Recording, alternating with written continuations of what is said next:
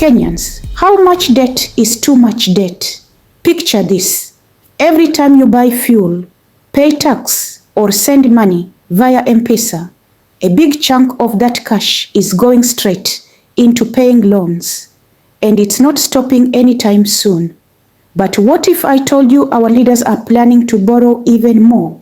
Scary, right? Well, Kiharu MP Ndindi Nyoro has raised a red flag, and it's louder than ever.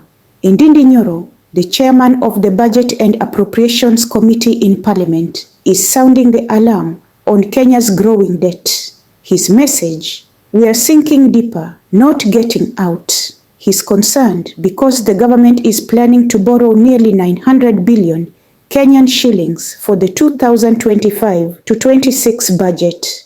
That's more than what was borrowed last year. Nyoro bluntly said, "We keep saying we're coming out of the debt hole, yet we're borrowing even more. That's not walking the talk." But it's not just the borrowing that worries him. There's a new plan by the government to securitize revenue. Sounds technical, right? Let me break it down. This means using future money, like fuel levies, as security for current loans. Essentially, they are promising money Kenya hasn't earned yet to get cash today. Nyoro warned that this is risky. If future governments don't maintain these levies, guess who will pay for it? You guessed it, the Kenyan taxpayer. That's you, me, and everyone else. He fears that this strategy will trap Kenya in a cycle of borrowing to pay old loans, like being stuck on a financial treadmill going nowhere. Currently, Kenya's national debt stands at a jaw-dropping 11 trillion Kenyan shillings. According to Nyoro, we are dangerously close to defaulting, failing to pay back what we owe. If that happens, Kenya's image on the global financial stage could take a massive hit. Imagine lenders refusing to give us money or demanding crazy high interest rates. That would crash our economy. But Ndindi Nyoro is not just complaining, he's offering solutions too. He's pushing for alternative ways to raise money without borrowing more. One key idea is using government-owned assets like shares in Safaricom to generate revenue. In his words, government assets exist to make money for the government. They don't exist as jewels. Basically, he's saying, let's use what we already have instead of piling up more debt.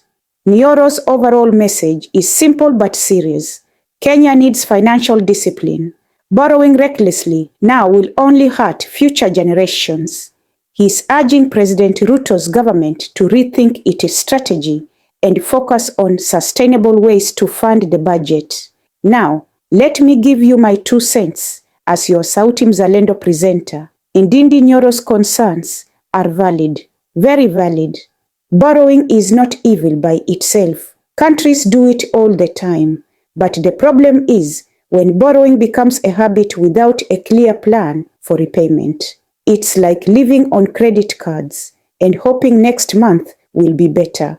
The idea of securitizing future revenue is like selling your future today. It might work short term, but what happens when that future arrives and you have nothing left? The big question we all should be asking is, where does all this borrowed money go? Are we seeing real development? Is it improving lives, creating jobs, fixing hospitals, or is it just paying old debts and bloating government budgets? As Kenyans, we need to demand accountability. The debt conversation is not just a government issue. It affects every single mwananchi because at the end of the day, debt has no tribe, no politics. Debt eats everyone equally. Let's stay alert.